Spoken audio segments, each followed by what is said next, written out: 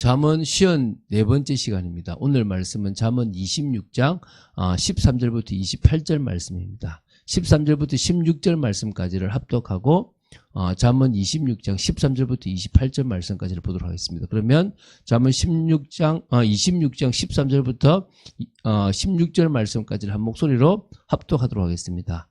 게으른 자는 길에 사자가 있다, 거리에 사자가 있다 하느니라.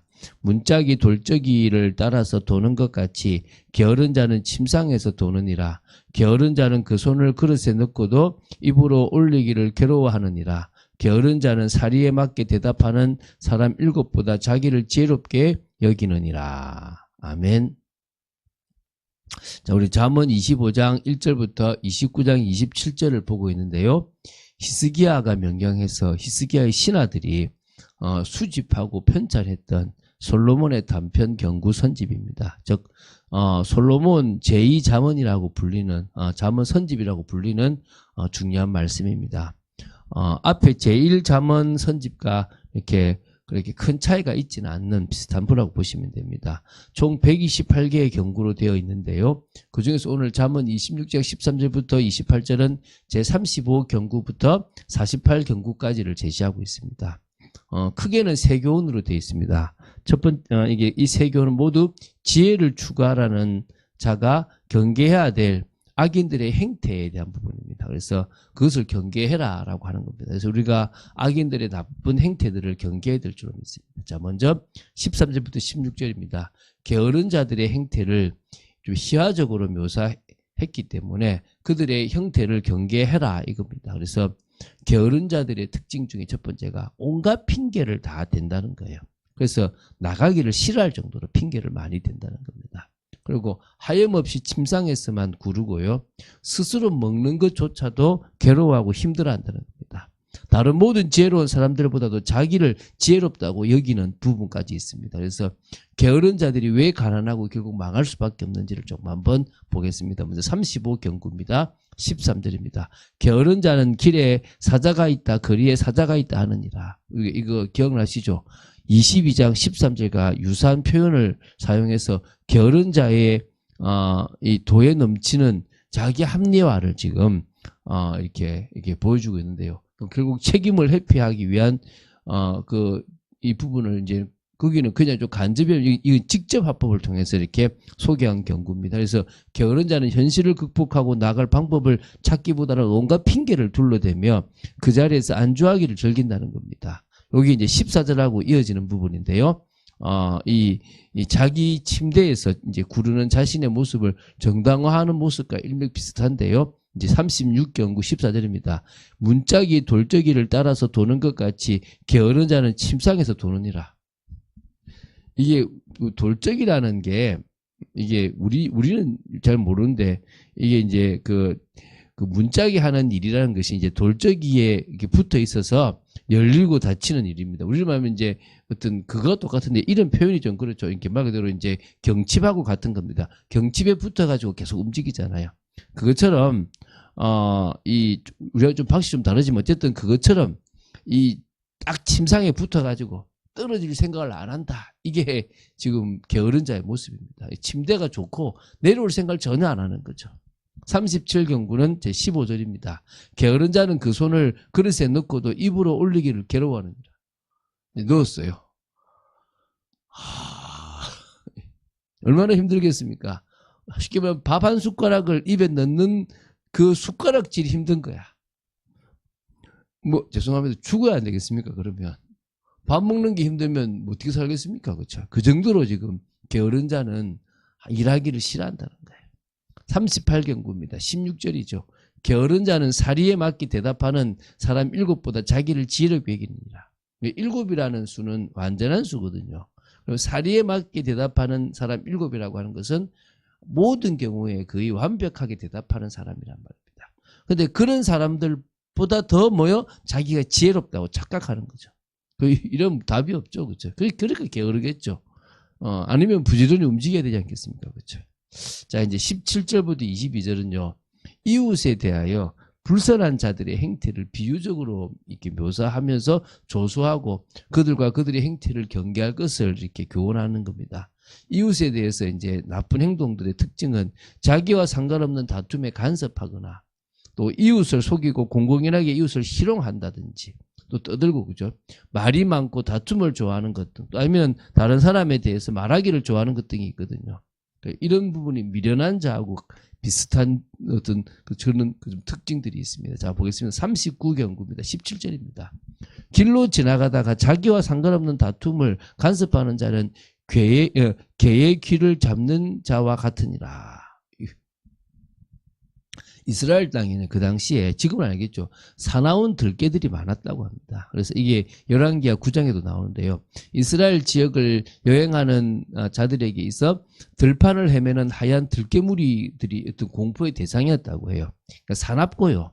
무리를 지어 다니기 때문에 사람의 생명을 위협하기에 충분합니다. 그것들이 옆으로 오는 것도 위험천만인데 그 개 귀를 잡아봐요. 어떻게 되겠습니까? 이거는 무모한 짓인 겁니다. 그거 무모한 짓이 뭐란 말입니까?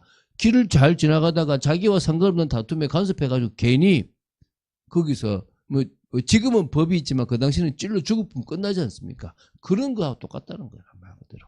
여러분 우리가 간섭할 게 있고 안 할 게 있다는 거죠. 물론 어려움을 당하는 사람을 놔두고 가라 이런 말은 아니지 않습니까? 그렇죠? 자, 그 다음에 이제 40경구입니다. 18절, 19절 두 절입니다. 횃불을 던지며 화살을 쏘아서 사람을 죽이는 미친 사람이 있나니 자기의 이웃을 속이고 말하기를 내가 희롱하였노라 하는 자도 그러하니라.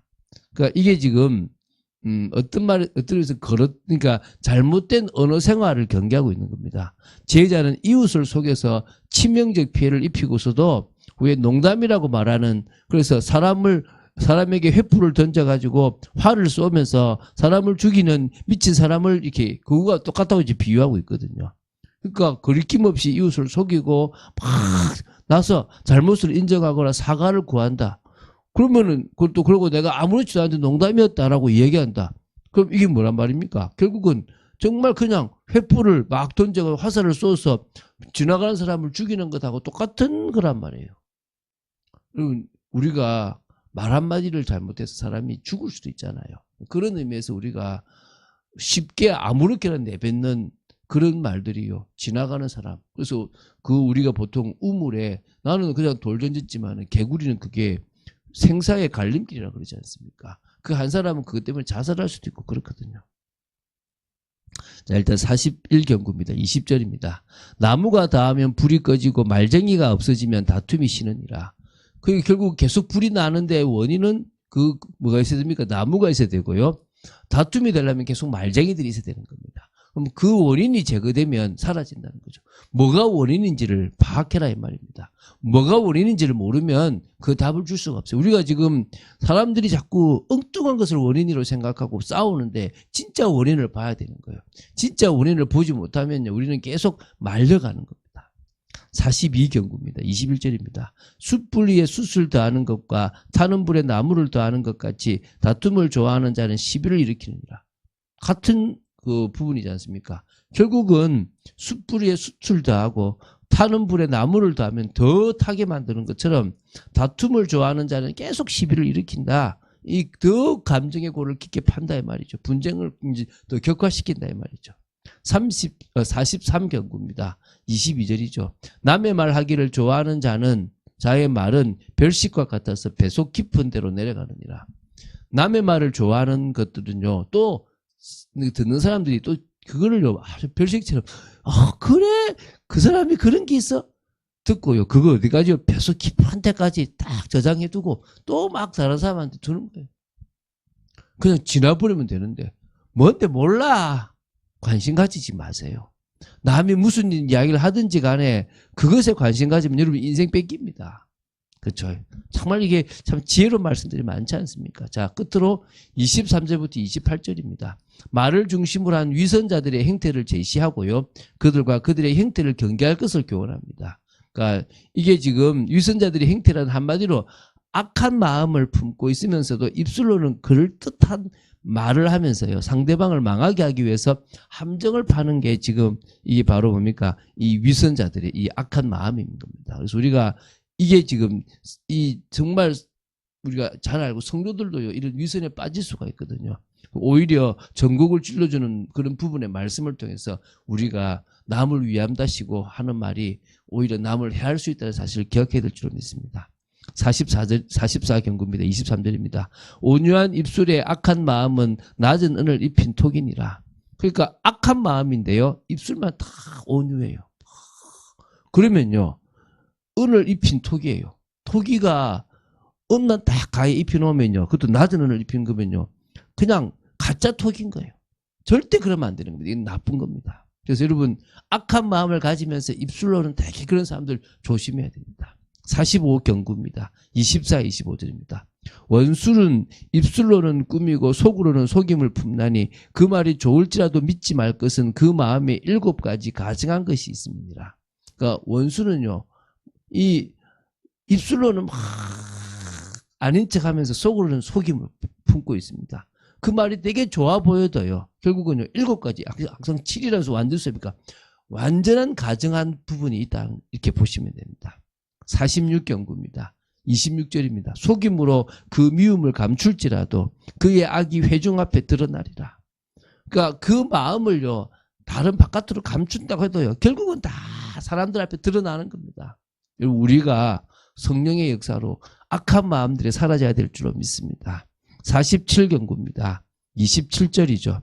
함정을 파는 자는 그것에 빠질 것이요 돌을 굴리는 자는 도리어 그것에 치이리라. 왜 남을 위해서 함정을 팝니까? 왜 남을 위해서 돌을 굴립니까? 결국은요 그 함정에 자기가 빠지면 누굽니까? 하만이잖아요. 결국 자기가 죽어서 자기가 만든 그것에 모르드게를 죽이려고 했던 그 형벌 그거에 자기가 달리잖아요. 결국 이게요. 하나님이 역사하시면 되게 돼 있는 일입니다. 명심하시기 바랍니다. 48경고 마지막입니다. 28절이죠. 거짓말하는 자는 자기가 해한 자를 미워하고 아첨하는 입은 패망을 일으키니라. 거짓말하는 자는요. 자신의 거짓말로 인하여 해를 당한 자를 계속하여 끝까지 미워하고 해치기를 원하고요. 악한 마음을 가지고 있다 이런 표현입니다. 그래서 결국 아첨하는 자는 결국 패망하기도 하며 그 상대자를 파멸시킬 수도 있다는 겁니다. 우리 주의해야 되는 거죠. 그런 의미에서요. 우리는 잘 되는 것보다 주님 앞에 서는 게 복이고요. 주님 앞에 서지 못하는 그래서 그 속에서 응답받는 모든 것들을 화라고 생각하시면 됩니다. 주님의 은혜가 임하는 축복이 있기를 예수님의 이름으로 또 오늘 하루의 삶도 깨어있고 말씀 따라가며 영적인 것을 추구하는 여러분 되시기를 주 예수 그리스도 이름으로 축원드립니다.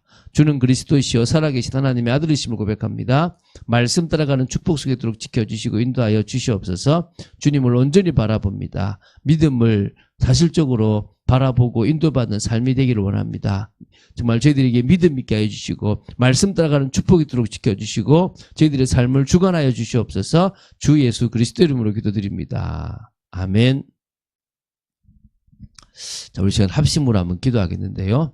하나님 정말 저희들이 이 지혜의 말씀을 통해서 오늘 좀 더 지혜롭다 이게 아니라 우리 성령의 역사로 내 마음부터 바꾸지 않으면 또 성령의 역사로 정말 우리가 올바른 간섭을 하지 않고 엉뚱한 인생을 살아가면 우리는 끝나는구나. 성령의 역사가 있지 않으면 안 되는구나.